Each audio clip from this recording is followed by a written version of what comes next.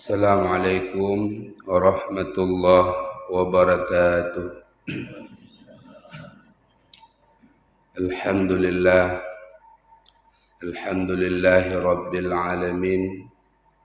Allahumma salli ala sayyidina Muhammad salatan tuballighuna biha hajja baitikal haram wa ziyarata qabri nabika alaihi afdalu salati wassalam fi lutfin wa afiyati wassalamah wa bulughil maramu ala alihi wa sahbihi wa barik wa sallim.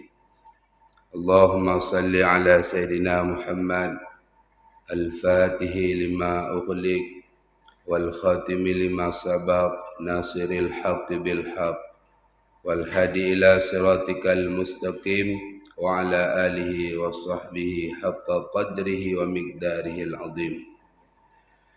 Puji syukur kita kepada Allah, salawat dan salam kepada baginda besar Muhammad sallallahu alaihi wasallam. Penghormatan kami kepada Abi Imam Syekh Masjid Darul Falah yang dimuliakan oleh Allah, kepada BKM Masjid, Remaja Masjid, dan kepada para undangan, khatim dan Bapak Camat, Mukim dan seluruh yang telah berhadir yang tidak mungkin kami sebut namanya satu persatu. Alhamdulillah, pada kesempatan yang mulia ini saya ingin membahas satu nama Allah, yaitu nama yang ke-18, yaitu Ar-Razzaq. Ar-Razzaq artinya adalah Allah yang maha memberi rezeki. Di dalam Al-Quran Allah telah menjelaskan innallaha huwar razzaq. Sesungguhnya Allah itu adalah maha memberi rezeki. Kalau kita jelaskan lebih rinci lagi, bahwa Ar-Razzaq itu bukan hanya sekedar Allah memberi rezeki kepada kita, tapi Dia yang menciptakan rezeki-rezeki kepada makhluknya. Dia yang menciptakan orang-orang yang menerima rezeki. Dia juga yang menyampaikan rezeki sampai kepada makhluk. Dan Dia juga yang menciptakan sebab-sebab datangnya rezeki. Jadi Allah bukan hanya sekedar memberi rezeki, tapi Dia menciptakan sebab datangnya rezeki. Dia yang menciptakan orang-orang yang menerima rezeki. Dia juga yang menciptakan yaitu rezeki-rezeki daripada makhluk-makhluknya. Apabila legedanyo Tengku Metuah sudah beriman kepada Ar-Razzaq, maka kita akan diuji apakah keimanan kita itu sudah sampai pada batas yang ditentukan Allah atau belum. Di antara tanda-tanda keimanan kita kepada Ar-Razzaq, salah satunya yaitu ia tidak menunggu rezeki melainkan hanya daripada Allah. Dan dia tidak bertawakal melainkan hanya bertawakal kepada Allah Subhanahu wa taala. Maka tugas kedanyo setelah kita beriman kepada Ar-Razzaq, pertama sekali adalah orang beriman kepada Ar-Razzaq, dia harus benar-benar tawakal kepada Allah. Wa may yatawakkal 'ala Allahi fahuwa hasbuh. Barang siapa yang benar-benar bertawakal kepada Allah, dia serahkan hidupnya kepada Allah, masalah rezeki, maka Allah lah yang mencukupi kehidupannya.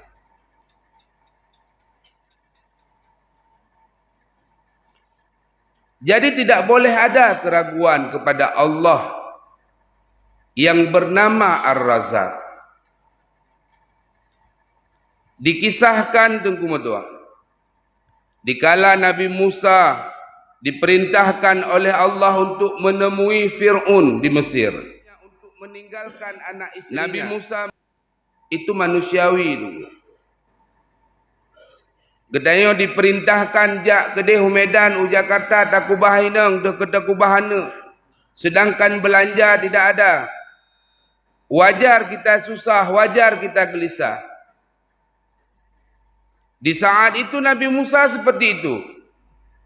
Dikala Nabi Musa diperintahkan oleh Allah untuk berjumpa kepada Fir'aun, dia gelisah.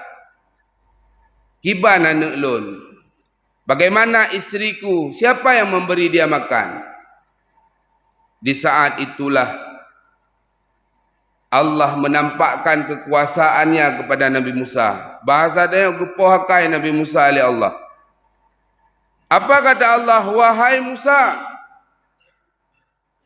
ambil tongkatmu, pukul batu yang besar tersebut. Apa tujuan Allah? Nabi Musa tidak tahu. Maka Nabi Musa pun mengambil tongkatnya, dia memukul sebuah batu sehingga batu itu terpecah menjadi beberapa bagian. Tidak cukup di situ, Allah mengatakan lagi, wahai Musa, pukul batu yang sudah pecah menjadi beberapa bagian tersebut. Apa yang terjadi, Tengku Mutua? Di dalam batu yang melapih-lapihnya terdapat semut. Di mulut semut itu terdapat makanan. Sehingga Allah menakdirkan zikir yang diucapkan oleh semut itu dimengerti oleh Nabi Musa alaihissalam. Apa dikatakan oleh semut itu? Subhana man yarani wa yasma'u kalami wa ya'rifu makani wa yazkuruni wa la yansani. Dia memuji Allah, semut tersebut didengar oleh Nabi Musa. Maha suci Allah yang selalu melihat aku. Maha suci Allah yang mendengar perkataanku dan mengetahui tempatku. Serta dia ingat kepadaku, tidak pernah melupakan aku.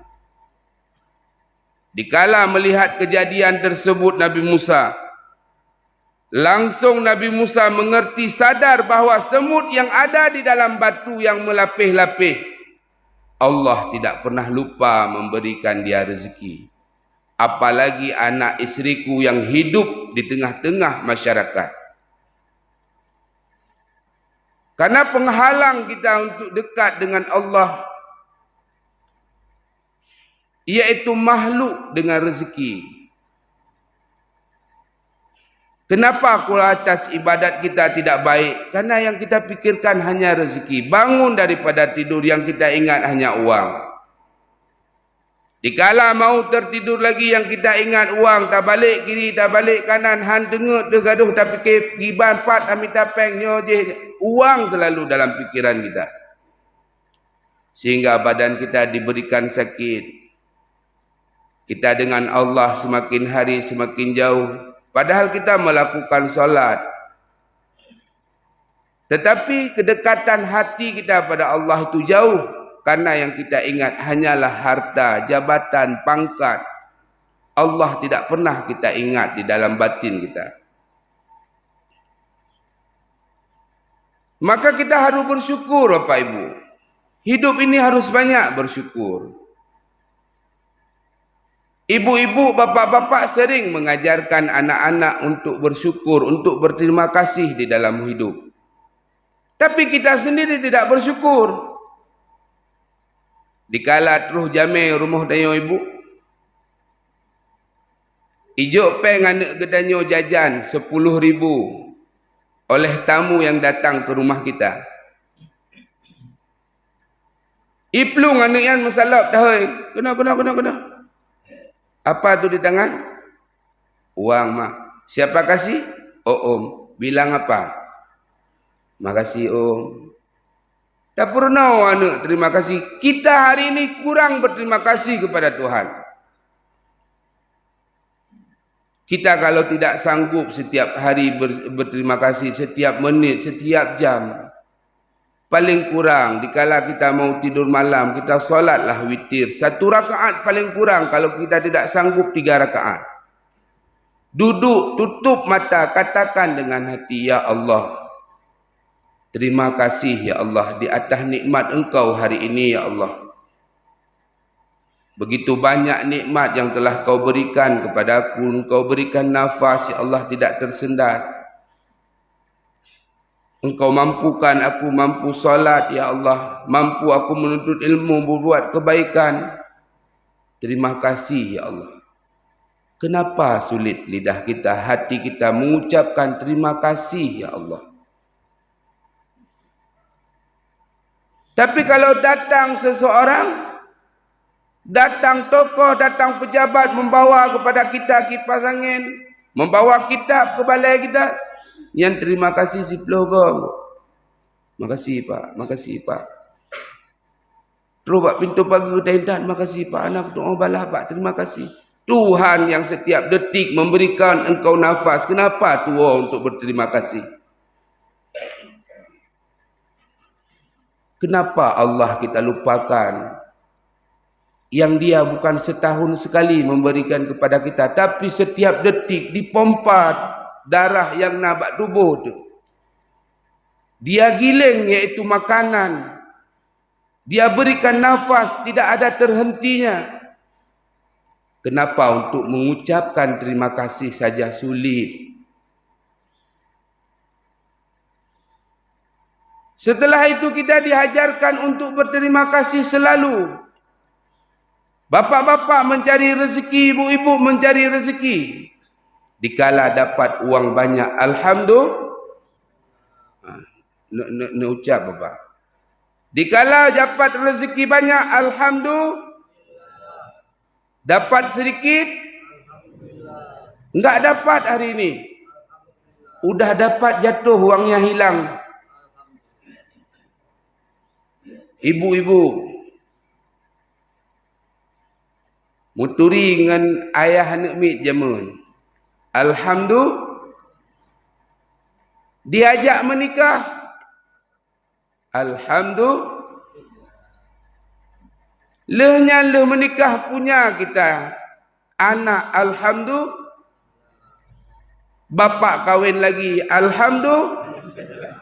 Yang kajit ke sufi, kajit ke orang tasawuf, ke getung oleh Allah. Berarti bagaimanapun keadaan, alhamdulillah. Baik mengkahwin, astagfirullah. Berarti beralhamdulillah sabi. Itu baru hebat. Bagaimanapun keadaan, apa saja yang Allah berikan kepada kita, itulah yang terbaik. Seorang doktor operasi tubuh katanya. Dia mengambil iaitu kanker. Dia mengambil penyakit pada tubuh kita. Beranikah kita katakan perbuatan doktor itu jahat? Tidak. Allah memberikan ujian-ujian hidup. Allah memberikan musibah-musibah. Itu adalah satu operasi rohani kita. Agar kita dekat dengan Allah. Jadi jangan ragu lagi terhadap rezeki Allah, Bapak Ibu. Yakin Allah Ar-Razzaq. Allah yang memberi rezeki kepada kita. Pada satu hari Rasulullah berjalan dengan Anas bin Malik. Rasulullah melihat ada burung. Rasulullah bertanya kepada Anas bin Malik, "Wahai Anas, mengertikah engkau kicauan burung?" Dijawab oleh Anas, Allah dan Rasul yang maha mengetahui. Baru Rasulullah mengatakan, "Wahai Anas, kicauan burung tadi yang pertama dia mengatakan kepada Allah, Ya Allah, ya Tuhanku, aku engkau ciptakan dalam keadaan buta, ya Allah, dan aku lapar. Yang kencicin." Begitu dia katakan, "Ya Allah, aku lapar, ya Allah." Datang belalang langsung masuk ke dalam mulut burung tersebut. Sehingga kicauan yang kedua diajarkan Anas bin Malik. Wahai Anas, kicauan yang kedua. Dia memuji Allah, segala puji bagi Allah yang tidak pernah melupakan aku dan selalu memberi makan kepadaku. Cicim buta dengku tidak mungkin dia bisa terbang, tapi Allah juga yang mengirim rezeki untuk sekedar tubuh kita kuat untuk melakukan ibadat. Man tanya awak pudip subuh, tanya awak meratib, tanya awak meselaut, awak buat baik. Mungkin Allah menyia-nyiakan kita? Tidak mungkin. Murung hana sembayang dulu. Mengagama lain Allah beri rezeki sih. Masaan kita yang solat, kita yang berzikir, kita yang selalu hadir di dalam majlis taklim, masih ada keraguan-raguan terhadap Tuhan yang maha memberi rezeki. Maka tingkatan tawakal yang pertama, kata Syekh Muhammad Bakhit, adalah ia beriman kepada Ar-Razzaq. Ini tingkatan paling rendah. Dia beriman ke Ar-Razzaq, dia yakin kepada Ar-Razzaq, tetapi imannya itu belum sampai kepada batas yang ditentukan oleh Allah. Kelompok ini hanya berpegang kepada sebab dan usaha, tetapi dia lupa kepada Allah sebagai orang musabbibal asbab yang menjadikan datangnya sebab-sebab tersebut. Menyotruh nikmat senang, dikala hilang nikmat susah saja. Masih bergantung kepada asbab, belum bergantung hatinya kepada Allah. Masih bergantung kepada pekerjaannya, masih dia bergantung kepada bosnya. Sehingga dikala terus nikmat senang, dikala nikmat yang telah dia dapatkan hilang, dia susah. Kenapa hari ini Bapak Ibu sedih dikala hilang Honda? Mino contoh, Abu Ali na Honda, gada Honda, nak sedih Abu Ali? Sedih. Tapi Tengku Nasir dikala gada Honda Abu Ali, nak sedih? Pandai sedih kena tanya? Ngan. Kenapa kita sedih? Karena kita merasa yang milik dia.